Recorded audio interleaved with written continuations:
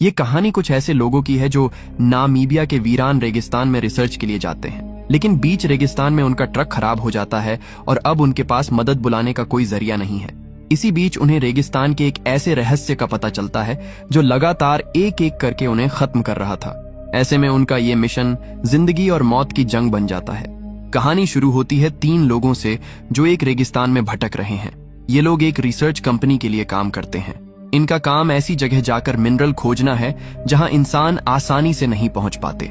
आज उन्हें एक ऐसी लोकेशन का पता चला है जिसके लिए वो तीनों पूरी तैयारी के साथ निकल पड़ते हैं।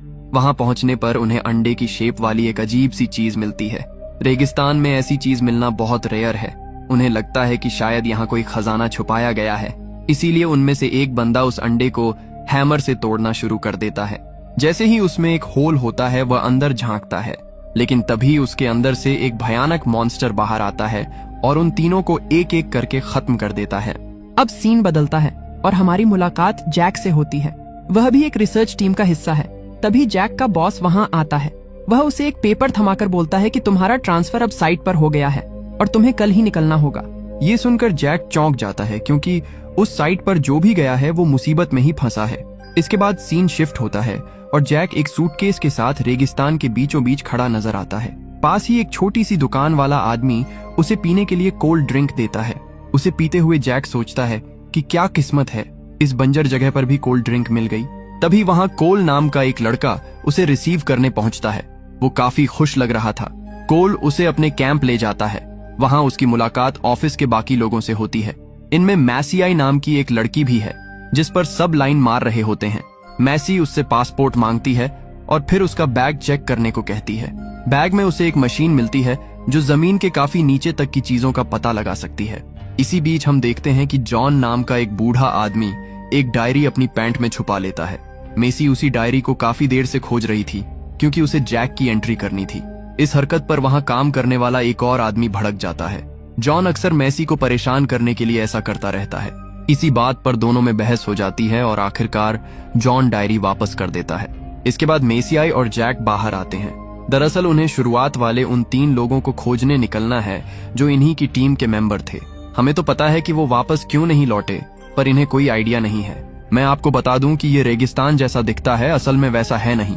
यहाँ कुछ ऐसे अजीब जानवर रहते हैं जो इंसानों की सिर्फ हड्डियां छोड़ते हैं। इसके अलावा इस रेगिस्तान के नीचे इतना खजाना दबा है कि उससे पूरा अमेरिका 3 साल तक मजे से खा सकता है। इसी खजाने की तलाश में ये लोग सालों से भटक रहे हैं। हम देखते हैं कि उनके ट्रक पर कई गैलन पेट्रोल लदा है। इन्हें खुद नहीं पता कि यहाँ कितने दिन सरवाइव करना पड़ेगा। सफर में हमारे साथ ट्रक में सेरा और माइक भी हैं। कोल को तो हम पहले से ही जानते हैं। इन सब का सफर शुरू होता है और वो रेगिस्तान में बस भटकते रहते हैं। माइक की बातें सुन सुनकर कोल बोर होने लगता है, पर वो कुछ बोलता नहीं है। दूसरी तरफ जैक धीरे धीरे मेसी की तरफ अट्रैक्ट होने लगा था। तभी हमें एक फ्लैशबैक सीन दिखता है जब ये सब ट्रक में बैठ रहे थे। उनके साथ सुलेमान नाम का एक लोकल आदमी भी था। जाने से पहले उसने इन लोगों को एक स्कल वाला लॉकेट दिया था और हिदायत दी थी कि इसे कभी मत उतारना। अब वापस प्रेजेंट में आते हैं। इन लोगों को पुरानी टीम का ट्रक मिल जाता है। वो वहीं रुककर इन्वेस्टिगेशन शुरू कर देते हैं। कुछ ही दूरी पर एक टीम मेंबर को कुछ मिलता है। वो असल में उन्हीं 3 लोगों की लाशें थीं जो पूरी तरह से गल चुकी थीं। ये देखकर कोल सोच में पड़ जाता है कि इनकी मौत को तो मुश्किल से 3-4 दिन हुए हैं, फिर बॉडी इतनी जल्दी डिकम्पोज कैसे हो गई, ये तो इम्पॉसिबल है। और आखिर इन्हें मारा किसने? तभी माइक पॉइंट आउट करता है कि यहाँ तीसरे बंदे की लाश नहीं है, हो सकता है ये उसी का काम हो। तभी ऊपर से कुछ आवाज आती है। जब वो वहां पहुंचते हैं तो उन्हें किसी के पैरों के निशान दिखते हैं जो काफी दूर तक जा रहे थे। वो लोग उन निशानों को फॉलो करते हैं, लेकिन थोड़ी दूर जाकर वो नोटिस करते हैं कि पहले 2 पैरों के निशान थे पर अब वो 4 हो गए हैं। ऐसा कैसे हो सकता है? सामने उन्हें एक अजीब सी जगह दिखती है। वो कोई श्मशान घाट या फिर कोई रिचुअल वाली जगह लग रही थी। जैक जब उसके करीब जाकर उसे छूने लगता है तो बाकी लोग उसे रोक देते हैं। ऐसी जगहों को छूना ठीक नहीं माना जाता। इतने में माइक ट्रक लेकर आ जाता है। अब वो लोग वापस बेस जाने वाले हैं। वहां से वो फोरेंसिक टीम को बुलाएंगे ताकि मौत की असली वजह पता चल सके। वापसी के रास्ते में उन्हें एक और कंकाल मिलता है जिसका सिर धड़ से अलग था। पास जाकर पता चलता है कि ये उसी तीसरे आदमी की बॉडी है जिसे कोल कातिल समझ रहा था। ये देखकर कोल बुरी तरह घबरा जाता है। कोई उसकी पूरी टीम का मर्डर करके चला गया और वो कुछ भी नहीं कर पाए। वो सबसे कहता है कि हमें उस कातिल को खोजना ही होगा। पर सैरा समझाती है कि रात गिरने वाली है, ऐसे अंधेरे में हम उसे नहीं खोज सकते। कोल अपनी बात पर अड़ा रहता है, पर आखिर में सबकी बात मान जाता है। वो लोग रात वहीं बिताने का डिसीजन लेते हैं। इसी बीच जैक को अपने पुराने ऑफिस के दिनों की याद आने लगती है, जब वो मजे से एसी में बैठकर काम करता था। पर इन सब के बीच उसे एक बात अच्छी लग रही थी कि उसकी मुलाकात मेसी से हो गई। जैक को नींद नहीं आ रही थी तो वो रेगिस्तान में स्केटिंग करने निकल पड़ता है। मेसी भी उसे देख रही थी। थोड़ी देर में वो जैक की मशीन लेकर उसके पास आती है, जो काफी देर से बीप कर रही थी। जैक चेक करता है तो पता चलता है कि मशीन के हिसाब से कोई उनके बिल्कुल पास है, पर उन्हें कुछ दिखाई नहीं दे रहा था। दोनों वहीं बैठ जाते हैं और जैक उससे फ्लर्ट करने लगता है। वो अपनी लाइफ के बारे में बातें शेयर करते हैं। मैसी बताती है कि उसके डैड भी यही काम करते थे, इसलिए उसका भी इंटरेस्ट जगा और उसने कंपनी ज्वाइन कर ली। थोड़ी देर बाद वो सोने चली जाती है। जैक वहीं बैठा रहता है और उसकी भी आंख लग जाती है।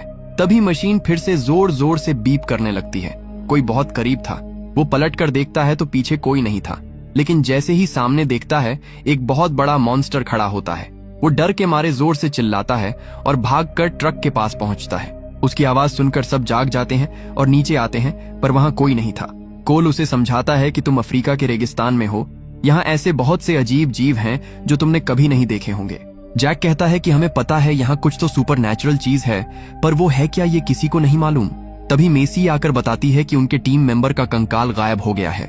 इस पर टाइटस खुलासा करता है कि ये सब सैंड मदर का किया धरा है। वो इस रेगिस्तान की क्वीन है और डायनासोर के टाइम से पहले से जिंदा है। उसकी पूरी प्रजाति खत्म हो चुकी है, इसलिए उसे जो मिलता है वो उसे खा जाती है और बस हड्डियां छोड़ती है।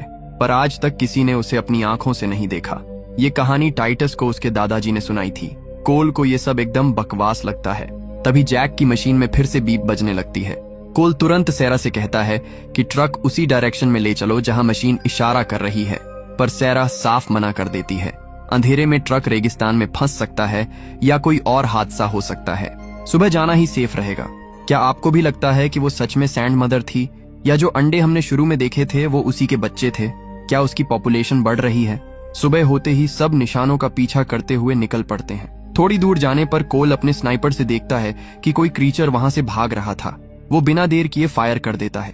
गोली लगते ही वो क्रीचर किसी राख की तरह हवा में उड़ जाता है। जब सब पास पहुंचते हैं तो वहां उन्हें सिर्फ अपने टीम मेंबर का वही कंकाल दोबारा मिलता है। इस बार वो उसे अपने साथ रख लेते हैं। टाइटस बताता है कि जवानी के दिनों में उसके साथ भी कुछ ऐसा ही हुआ था। उसका एक चरवाहा दोस्त बकरियों के साथ जा रहा था, पर जब टाइटस वहां पहुंचा तो उसे सिर्फ दोस्त की हड्डियां मिली। अब कोल को उसकी बातों पर थोड़ा थोड़ा यकीन होने लगता है, क्योंकि उसने भी उस दानव को अपनी आंखों से देखा था। वो लोग वहां से निकलने का फैसला करते हैं, पर जैसे ही ट्रक स्टार्ट करते हैं उसमें आग लग जाती है। सैरा किसी तरह आग बुझाती है, पर ट्रक अब स्टार्ट नहीं हो रहा था। कोल पूछता है कि माइक, क्या तुम इसे फिक्स कर सकते हो? माइक जवाब देता है कि इसमें तो महीनों लग जाएंगे। दूसरी तरफ मैसी अपने रेडियो से बेस पर कांटेक्ट करने का ट्राई करती है, पर नेटवर्क नहीं मिलता। सब काफी टेंशन में आ जाते हैं। सैरा बताती है कि हमारे पास 4 दिन का खाना पीना बचा है, तब तक हम कुछ न कुछ जुगाड़ कर ही लेंगे। तभी आसमान से एक छोटा प्लेन गुजरता है, पर किस्मत खराब हो तो कुछ नहीं होता। वो प्लेन उन्हें देखे बिना चला जाता है। हार मानकर वो वहीं अपना टेंट लगाकर एक छोटा सा कैंप बना लेते हैं। एक रात माइक सोने जाता है और टाइटस को पहरेदारी के लिए उठा देता है। पहरा देते वक्त टाइटस महसूस करता है कि कोई उनके आसपास घूम रहा है। मशीन भी लगातार बीप कर रही थी। वो माइक को उठाने की कोशिश करता है, जो अपने स्लीपिंग बैग में सो रहा था। जब वो नहीं उठता तो टाइटस उसे पलट देता है। उसे पलटते ही टाइटस के होश उड़ जाते हैं। माइक के चेहरे का एक हिस्सा पूरी तरह से डिकम्पोज हो चुका था और वो अभी भी जिंदा था। ये उसी मॉन्स्टर का काम था। वो घबराकर सबको जगाता है। तभी वो मॉन्स्टर छोटे छोटे पार्टिकल्स में बढ़ जाता है और टाइटस पर भी अटैक कर देता है। उसका हाथ गलने लगता है और वो दर्द से तड़पने लगता है। बाकी लोग स्लीपिंग बैग पर गोलियां चलाते हैं, पर कोई फायदा नहीं होता। वो पार्टिकल्स अब उनकी तरफ बढ़ रहे थे। माइक तो पूरी तरह गल चुका था। कोल वहां पेट्रोल डालकर आग लगाने की सोचता है, पर सैरा उसे रोक देती है, क्योंकि इससे उनका ट्रक भी जल जाएगा और उनके पास छुपने की कोई जगह नहीं बचेगी। तभी जैक नोटिस करता है कि वो मॉन्स्टर पेट्रोल से डरकर पीछे हट रहा है। ये देखकर सब जल्दी से ट्रक के अंदर घुस जाते हैं। टाइटस की हालत बहुत सीरियस हो चुकी थी। जैक ट्रक के चारों तरफ पेट्रोल छिड़क देता है ताकि वो लोग सेफ रह सकें। इसी बीच वो मॉन्स्टर माइक के कंकाल के अंदर घुस जाता है और एक नया रूप ले लेता है। वो वापस जा ही रहा था कि कोल उस पर फायर कर देता है। जैक उसे रोकता है पर वो नहीं मानता। इस बात पर दोनों आपस में भिड़ जाते हैं। मेसियाई बीच बचाव करती है और समझाती है कि हमें इस वक्त साथ मिलकर रहना होगा, लड़ने से कुछ हासिल नहीं होगा। दोनों शांत होते हैं। डिसाइड होता है कि अगले दिन 3 लोगों को मदद के लिए पैदल ही बेस तक जाना पड़ेगा। सैरा यहीं रहकर टाइटस की देखभाल करेगी क्योंकि हाथ पर हाथ धरे बैठने से कुछ नहीं होगा। सब सो जाते हैं। अगली सुबह 3 लोग बेस की तरफ निकल पड़ते हैं। सैरा और टाइटस ट्रक में ही रुकते हैं। वो तीनों बस चले जा रहे थे क्योंकि रास्ता बहुत लंबा था। अचानक एक भयंकर तूफान आ जाता है और तीनों उसमें फंस जाते हैं। तूफान रुकने के बाद वो देखते हैं कि उनका बहुत सारा सामान टूट गया है। जैक की मशीन भी खराब हो चुकी थी और आधा पेट्रोल भी गिर गया था। फिर भी वो हार नहीं मानते और आगे बढ़ते रहते हैं। रात होने पर वो एक जगह आराम करने रुकते हैं। कोल सेफ्टी के लिए चारों तरफ पेट्रोल डाल देता है। जैक और मैसी एक दूसरे का हाथ पकड़े बैठे थे। तभी वो देखते हैं कि वही सैंड मदर वहाँ आ गई है। इस बार उसने मेसी का चेहरा लिया हुआ था। अंदर आने के लिए उसे पेट्रोल पार करना पड़ता, जो वो नहीं कर पाती और मजबूरन वापस लौट जाती है। मतलब टाइटस की कहानी एकदम सच थी। अगली सुबह रेडियो से आती एक आवाज से उनकी नींद खुलती है। आसपास देखने पर उन्हें अपनी पुरानी टीम का ट्रक नजर आता है। पास ही में वो अंडा भी रखा था। तीनों बहुत ध्यान से अंदर जाते हैं। जैक को समझ आ जाता है कि ये उसी सैंड मदर का अंडा है। इनकी प्रजाति चींटियों की तरह होती है। इनका साइज और पावर अलग अलग होती है। ये इस रेगिस्तान में कहीं भी फैल सकती हैं। अगर ये ऐसे ही अंडे देती रहीं तो पूरी दुनिया तबाह हो जाएगी, क्योंकि ये किसी भी मांस को पल भर में गला सकती है।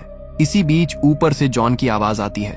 बाहर आने पर जॉन उन्हें घेर लेता है। उसे लगता है कि इन तीनों ने ही अपने साथियों को मारा है और खजाना आपस में बांट लिया है। मैसी उसे समझाने की बहुत कोशिश करती है, पर वो एक नहीं सुनता और तीनों को हथकड़ी पहनाकर ट्रक में बैठा देता है। जैक कहता है कि हमें जल्दी कुछ करना होगा, वरना हम सब मारे जाएंगे। मौका देखकर कोल शीशे के आर पार जॉन को मारता है और उसे बेहोश कर देता है। इसके बाद वो एक माइन के पास पहुंचते हैं। अब उन्हें समझ आ गया था कि ये क्रीचर अपनी एक अलग सोसाइटी बनाना चाहता है और इसके लिए उसने इस गहरी माइन को चुना है। वो अपने साथ एक खास लिक्विड ले लेते हैं और जॉन को ट्रक में ही बांधकर छोड़ देते हैं। तीनों अंदर की तरफ बढ़ते हैं। अंदर घना अंधेरा था, इसलिए वो टॉर्च जला लेते हैं। जैक को एक पुराना जनरेटर मिलता है।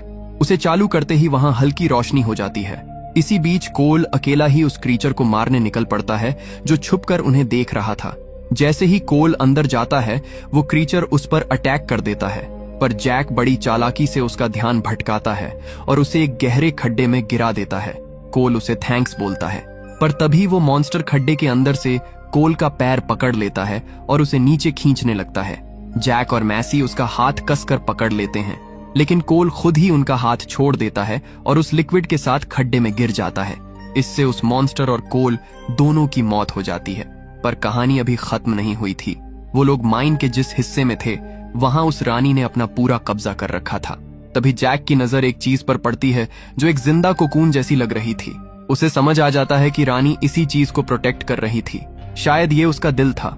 जैक बिना सोचे उसमें चाकू घोंप देता है। इसके बाद सब कुछ तबाह होने लगता है और माइन भी ढहने लगती है। दोनों जान बचाकर बाहर निकलते हैं। बाहर आते ही उन्हें जॉन की सड़ी हुई लाश मिलती है, जिसे देखकर वो बुरी तरह डर जाते हैं। कुछ दिनों बाद मैसी शहर वापस जाने के लिए निकलती है। जैक उसे खुद छोड़ने जाता है, पर वो उसके साथ नहीं जाता। अब उसे कुछ और खोजना है। उसने मैसी को तो शहर भेज दिया, पर हम देखते हैं कि मेसियाई के बैग में एक और कोकून रखा था, जिसे वो रिसर्च के लिए शहर ले जा रही थी। इसका सीधा सा मतलब है कि वहां सिर्फ एक रानी नहीं थी, बल्कि ऐसी हजारों रानियां हो सकती हैं जिनके अनगिनत कोकून्स होंगे। जैक को अब अपनी जिंदगी का मकसद मिल गया था और वो उन्हीं को खोजने के लिए रेगिस्तान में ही रुक जाता है। और इसी के साथ ये कहानी यहीं पर खत्म हो जाती है। तो दोस्तों, आपको ये कहानी कैसी लगी कमेंट करके जरूर बताना और इसी तरह की वीडियो के लिए हमारे चैनल को सब्सक्राइब कर लेना। अगले वीडियो में मिलते हैं।